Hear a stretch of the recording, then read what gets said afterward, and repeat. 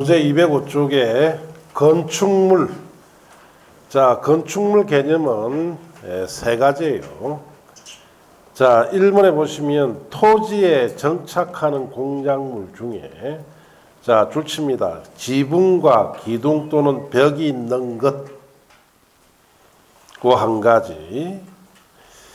자, 그 다음에 또 줄칩니다. 이에 딸린 시설물. 대문 담장 같은 거. 그 다음 2번에 줄칩니다.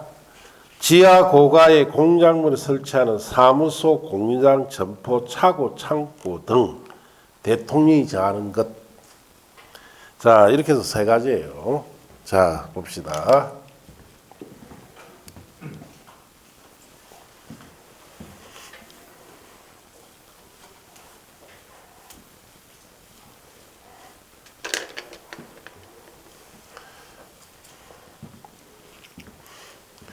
자, 우리가 건축법 적용 대상물 중에는 건축물이라는 것이 있고, 그 다음에 공작물이라는 것이 있어요. 자, 건축물은 설치할 때 원칙적으로 허가를 받든지 아니면 예외로 신고하고 설치합니다. 자, 건축법상 공작물에 해당할 때는 설치할 때는 신고하고 설치하거나 신고 없이 자, 설치를 합니다. 공작물은 허가받는 경우는 없습니다. 자, 그러면은 자, 건축물에서 건축법상 건축물은 원래 자, 지붕과 기둥 또는 벽으로 구성이 된 구조물을 말합니다.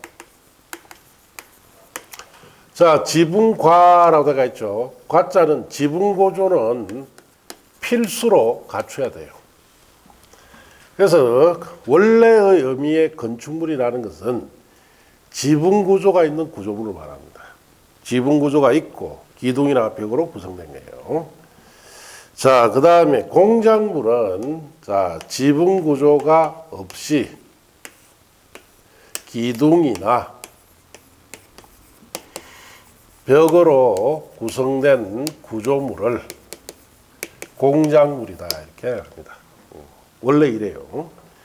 자, 그런데 건축법에서는 건축물에 추가로 두 가지 덜을 건축물로 보자. 그래서 첫째, 이에 즉 지붕 구조에 이 뜻입니다. 딸린 시설물, 대문이나 담장 같은 것도 지붕구에 딸렸을 때는 건축물이다. 다음 두 번째, 지하, 땅 속에, 고가, 높은 곳에 설치되어 있는 공작물입니다.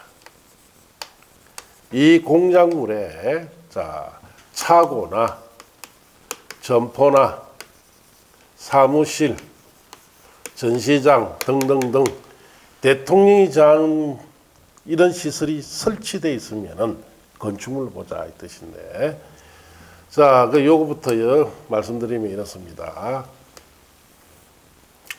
자, 여기에 지붕 구조가 있는 건축물입니다. 자, 그럼 여기에 담장이 이렇게 설치되어 있어요. 그리고 여기에 대문이 달려 있다. 자, 그러면은 지붕 구조에 딸려 있는 이 대문과 담장은 뭐로 봐라? 건축물로 봐라. 자, 대문 담장은 원래는 뭡니까? 대문 담장은 뭐로 구성되어 있어요? 기둥으로 구성되어 있습니까? 벽으로 구성되어 있어요. 벽. 벽에다 문을 당기 대문이죠. 네.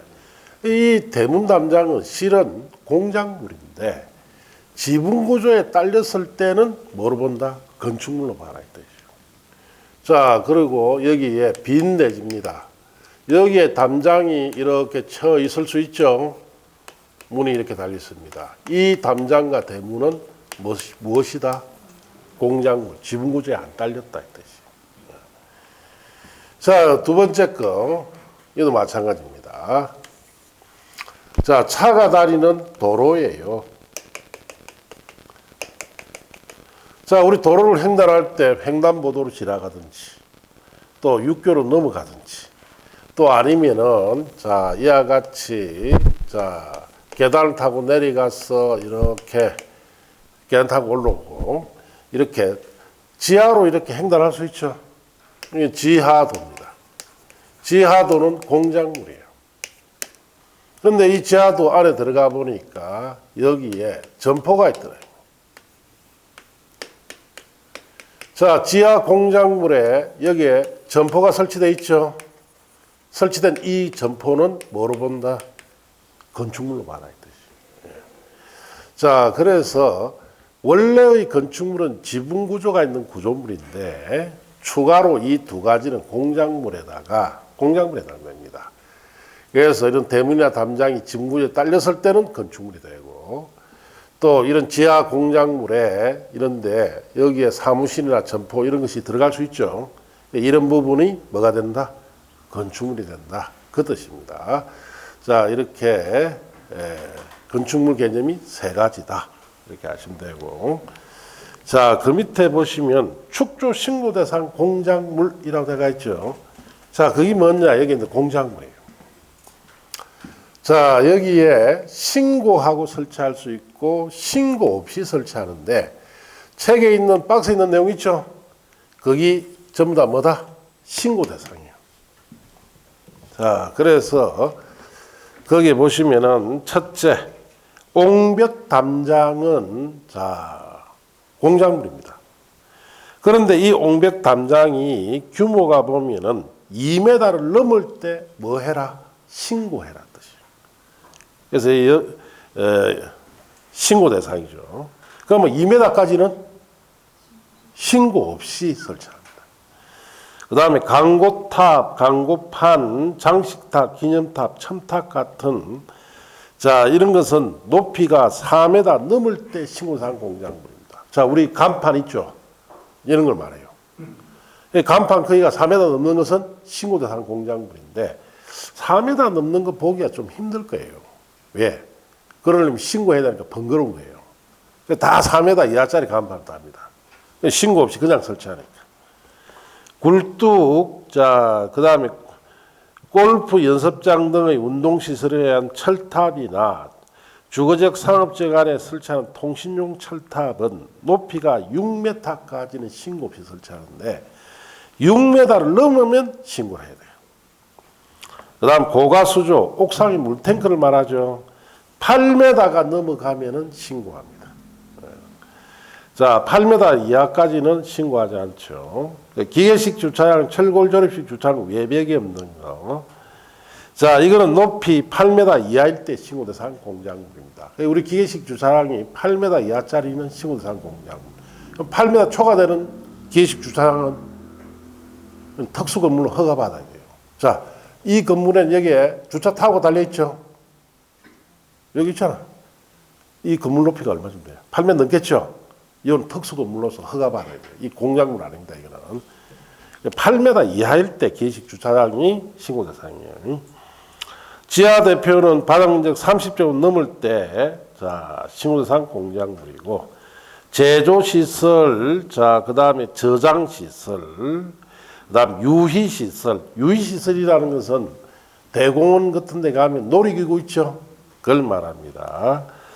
건축고제 심대한 영향 줄 수 있는 중량물 같은 것도 신고대상 공작물이고 신에너지, 재생에너지 개발 유용 보급 촉진법에 따른 태양에너지를 이용하는 발전 설비와 그 밖이야 비슷한 것은 5m 넘을 때 신고대상 공작물입니다. 우리 시골 같은 데 가면 지붕 위에 있는 태양 전지판 봤죠?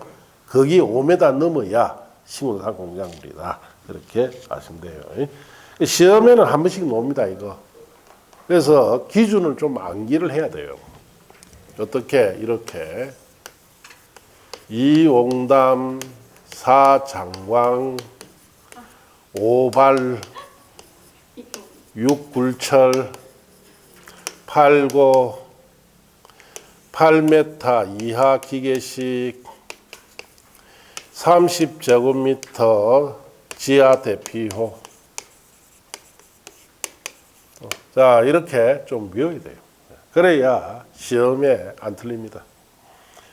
그래서 몇 년 전에 이거 시험 나왔을 때 이렇게 외워라 했어요. 외워라 해서 시험 당일날 여기 보니까 이거 놨다 이래 학생들이. 맞춰듣냐? 그 시험지 가져와봐라. 요렇게 써놓고도 틀려요. 근데 니 틀렸던데 왜 틀렸노? 이렇게 외웠는데 뜻을 모른다. 이 옹담이나 옹벽이나 담장이 2m까지는 신고하지 않죠. 2m를 더 넘어야 돼요. 장식탑이나 강구탑이 4m를 넘어야 신고해요. 발전설비는 태양에너지는 발전설비는 5m 넘을 때, 굴뚝이나 철탑은 6m 넘을 때, 고가수조는 8m가 넘을 때, 기식주차장 8m 이하일 때, 지하 대표는 30제곱미터 이상 되어야 넘어야 신고 대상이다. 이렇게 이해를 해야 시계 맞추는데 그냥 외우기만 외우면 틀려버립니다. 자, 그렇게 시험에 함식 옵니다. 자, 그렇게 하시고 자, 이제 넘어가서 지하층 같다. 지하층.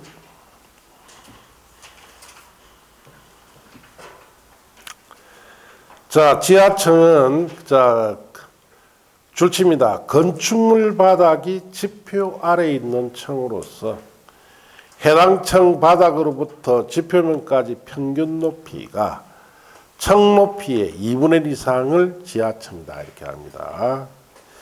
자, 그리고 줄칩니다. 이번에 지하층 층수에 포함되지 않습니다. 자, 보세요. 지하층이다라는 것은 자, 여기 지표예요. 자, 해당 층이 이렇게 있습니다. 층 높이가 H라면은 바닥에서 자, 여기에 지표까지 평균 높이가 자, 층 높이의 2분의 1 H 이상이 되면은 이걸 뭐라 부른다? 지하층. 층 높이의 절반이 땅속에 들어가면 지하층이 됩니다. 자, 그러면은, 자, 층 높이가 5m입니다. 바닥에서 지표까지 높이가 3m면 이 층은 지하층입니까? 자, 층 높이의 절반 이상이 땅속에 들어가 있죠? 그럼 지하층이 됩니다. 자, 이런 뜻이고, 지하층은 층수에 산입한다, 안 한다? 안 한다 했죠? 자, 그래서 우리 실생활에 이걸 이용해서 건물들을 지어놓은 경우가 자, 서울에 가면 많이 봅니다.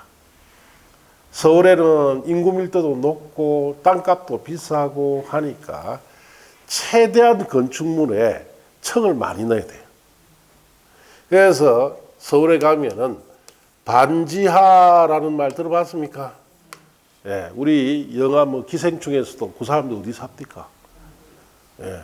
그거 꼭 보면 밤에 그거 가서 너무 창문에다가 실내를 하죠. 수리체. 그거 알고도 그 일부러 그거 합니다. 그러니까 그 영화에서도 서로 막 난리를 하는데 이 반자집이 요 규정을 이용해서 만든 거예요. 최대한 많이 살기 위해서. 자, 그래서 이제 반자집이 자, 이렇죠.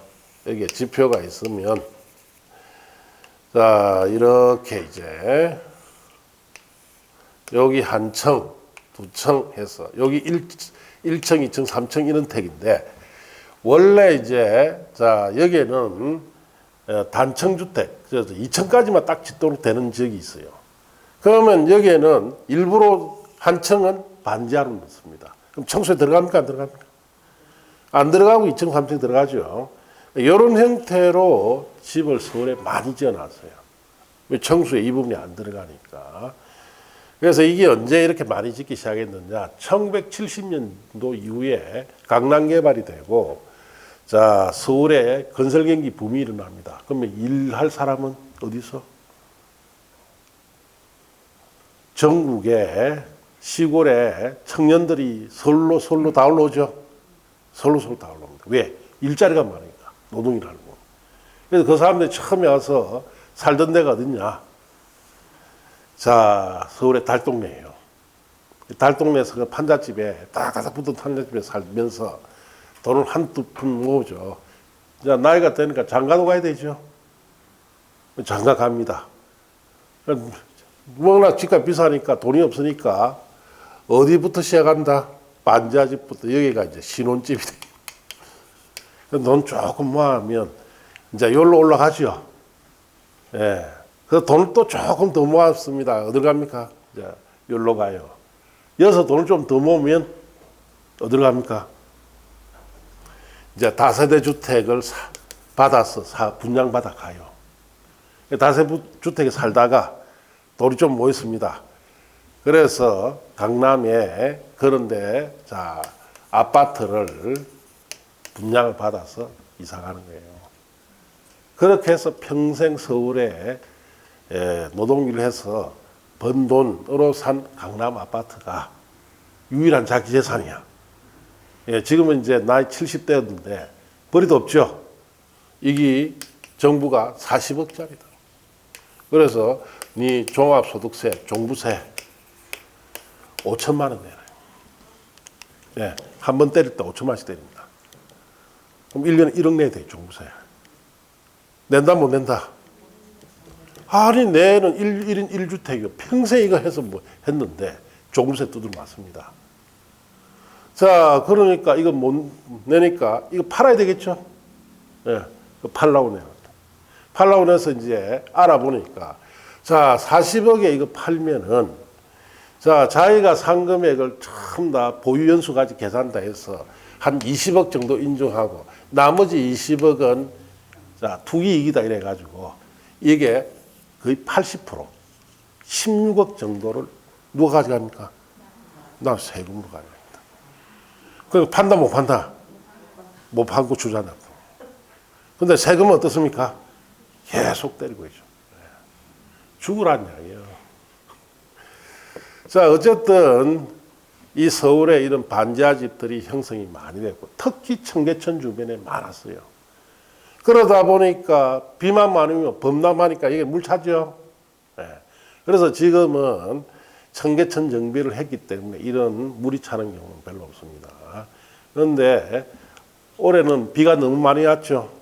난리가 났는데 반지하 집이 여기에 피해를 많이 봅니다. 아직도 서울에 이런 집들이 많다는 이야기예요. 자, 그래서 지하철은 청수에 들어가지 않습니다. 청 높이의 절반 이상이 땅 속으로 들어가 있으면 이걸 뭐라 부른다? 지하층이다. 이렇게 이야기합니다.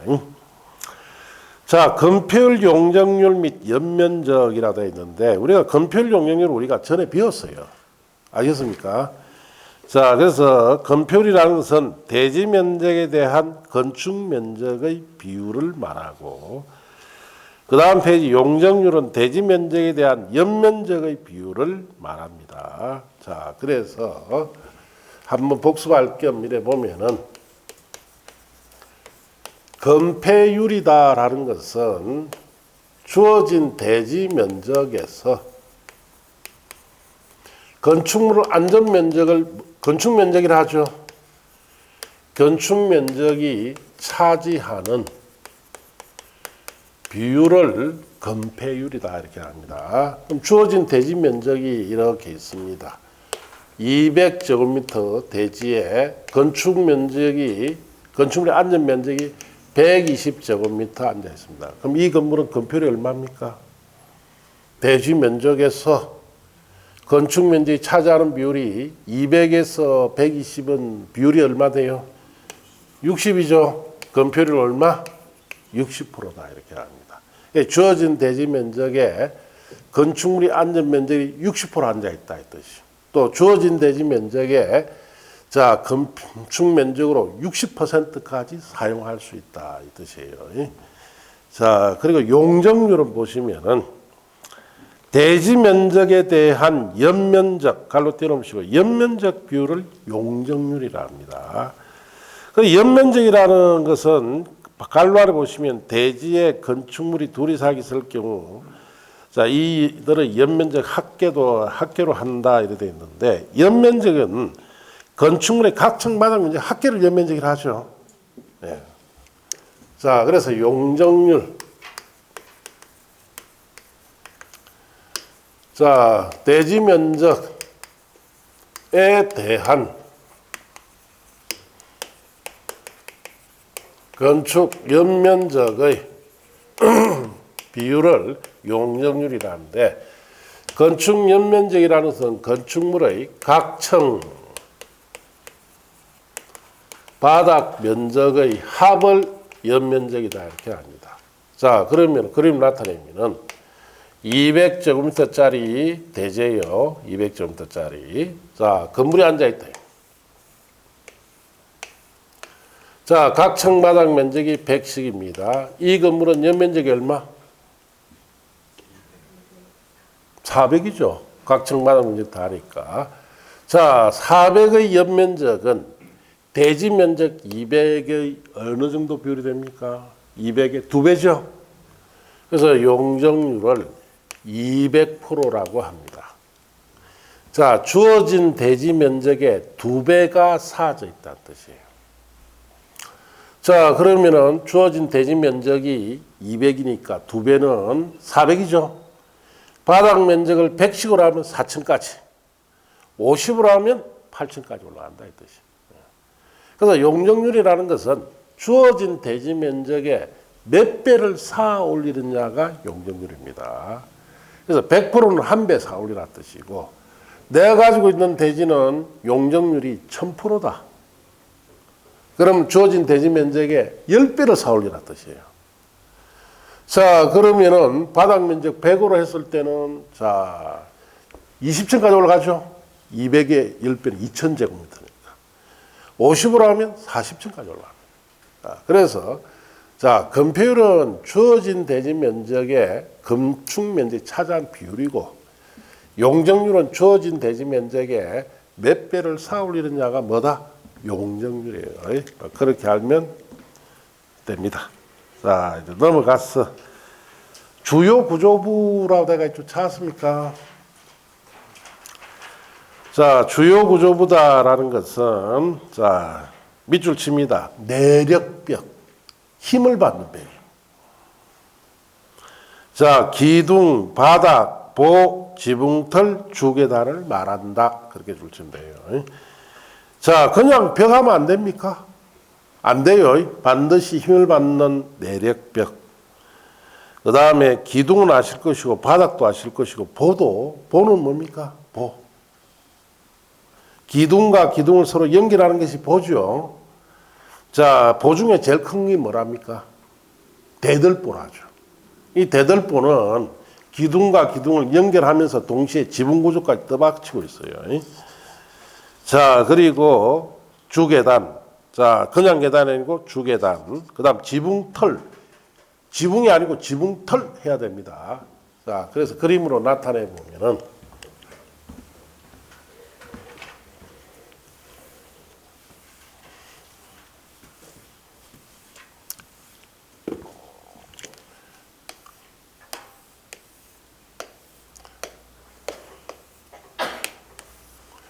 자, 건축물의 안전, 이걸 우리가 뭐라 합니까?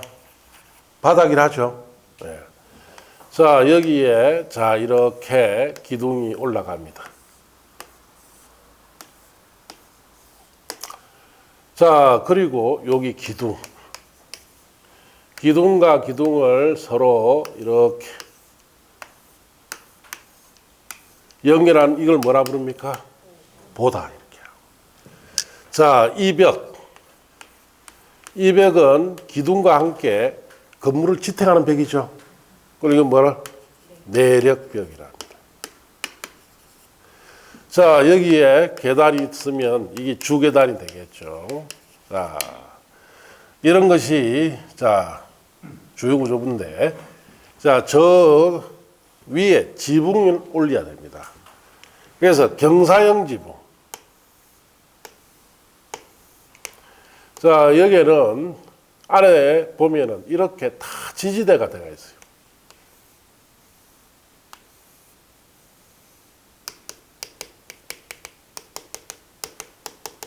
요걸 뭐라 부르느냐? 지붕털이라 합니다. 자, 이 덮어져 있는 이 부분 있죠? 얘는 지붕이고. 그래서 지붕은 주요 구조부가 아니에요. 뭐가? 지붕털이 주요 구조부. 자, 이런 지붕은 눈이 많이 오면은 무게가 있죠. 지붕털이 없으면 주저앉습니다. 지붕 구조가. 그래서 이걸 지붕털이 주요 구조부다. 이렇게 하시면 돼요. 자, 그렇게 하시고 내려가시면 초고층 건축물이다라고 되어 있죠.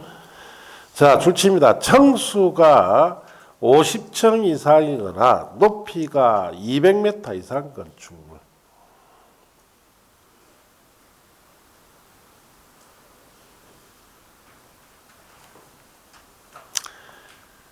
자, 그리고 거기 보면은 또, 자, 피난층 또는 지상으로 청하는 직통계단과 직접 연결되는 피난안전구역, 초고층 건축물의 자, 피난 안전을 위해서 지상층으로 최대 30개 층마다 설치하는 대피 공간을 말하는데 이거 설치해 줘야 돼요. 그리고 고층 건축물 등이 다 돼 있는데 1번 고층 건축물은 줄칩니다. 층수가 30층 이상이거나 높이가 120m 이상 건축물. 이번에 준초고층 건축물은 줄칩니다. 고층 건축물 중 초고층 건축물이 아닌 것.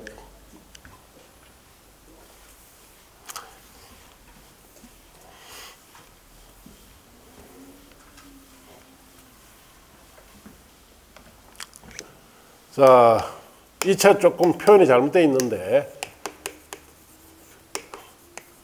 고층 건축물. 자, 고층 건축물에는 층수가 30층 이상이거나 높이가 120m 이상이면은 고층 건축물이랍니다. 높은 건축물이다 이 뜻이. 이거나 하기 때문에 둘 중에 하나만 갖추면 돼요. 층수가 30층 이상인데도 고층 건축물이고 높이가 120m 이상이 돼도 고층 건축물입니다. 자, 이 고층 건축물에는 종류가 두 가지가 있어요.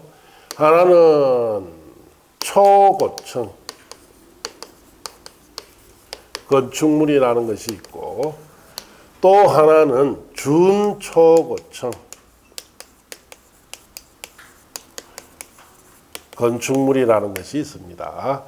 그래서 초고층 건축물은 이제 층수가 50층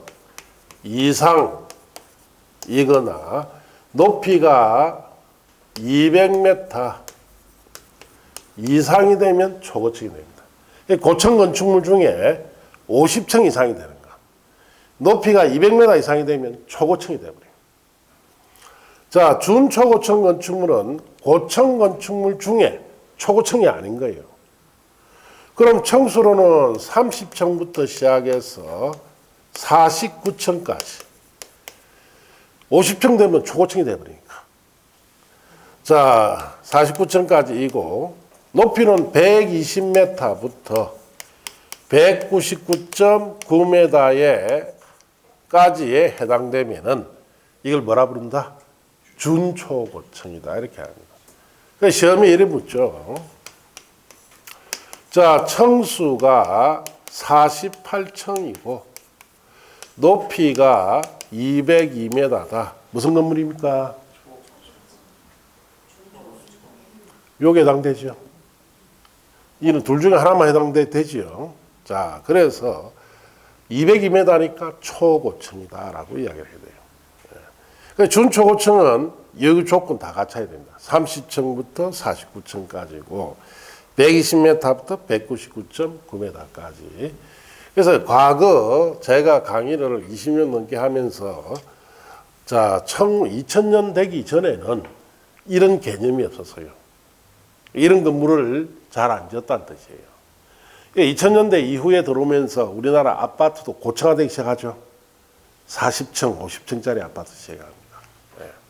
울산광역시 내에서도 50층짜리 많이 짓습니다. 자, 그래서 이제 고층 개념이 필요하다. 이걸 도입을 한 이유는 이런 거예요. 자, 80층짜리입니다. 이게 뭐냐? 아파트예요. 자, 그래서 여기 69층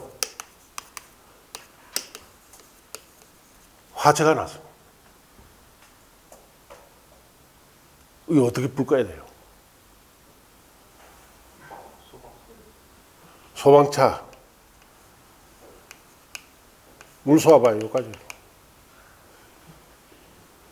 안 되죠?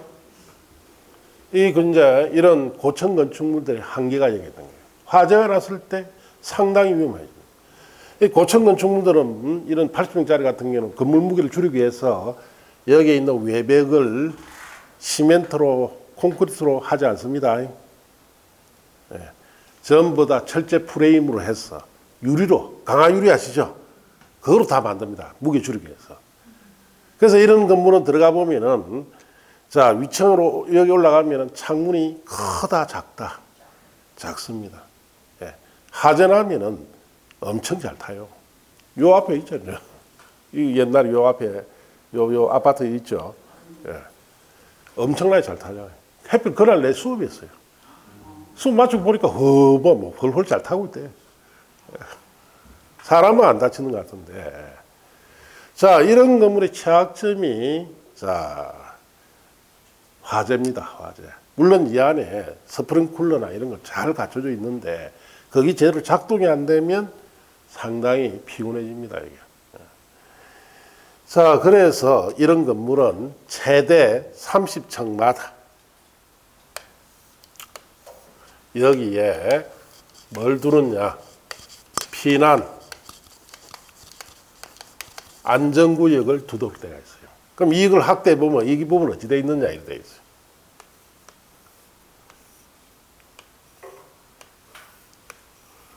여기에는 벽이 없습니다.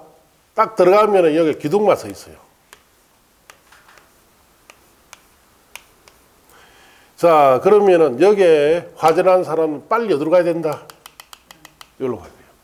그럼 여기에는 바깥과 다 오픈되어 있죠. 적어도 질식사를 안 합니다.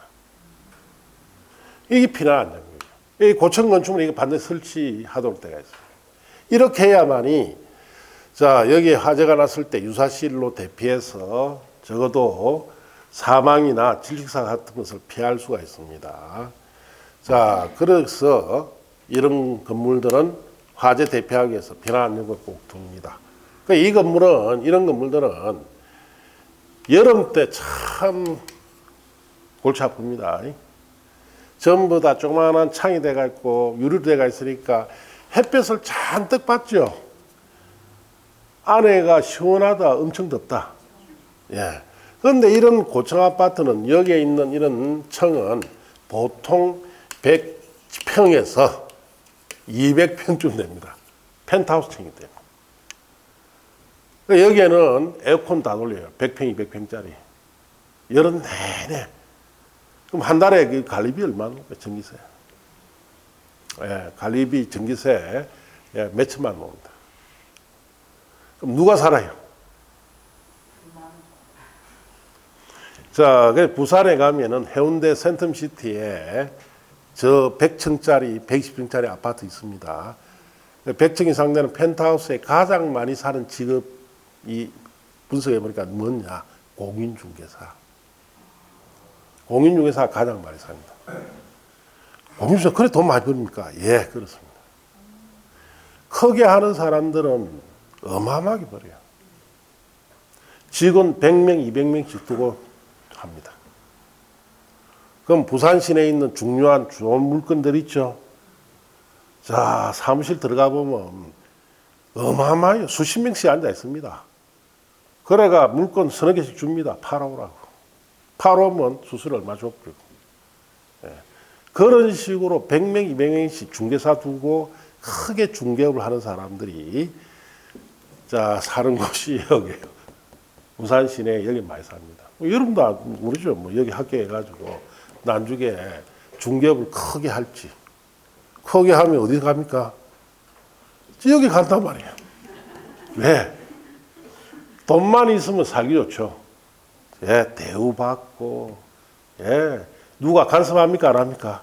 간섭 안 하고, 속 편하고, 뭐, 위에 살면서 아들이 있으면 뭐, 층간소음 때문에 신랑이 버리고 그런 일 있다 없다? 아예 없어요. 예. 그러니까, 열심히 해서 나중에 자격증 따서 돈 많이 버시면 글로 이사 가면 됩니다. 우리 인생은 내일 당장 무슨 일이 일어날지 아무도 모르죠. 예. 자, 이와 같이 이런 고청 논문들이 최근에 많이 들어오기 시작하니까 도입된 개념이다. 이렇게 아시면 돼요. 자, 한옥은 보실 거 없어요. 그 다음에 리모델링이라고 들어가 있죠. 그것부터 또 다음 주에 합니다. 자, 오늘 여기까지 합니다. 자, 마칩니다.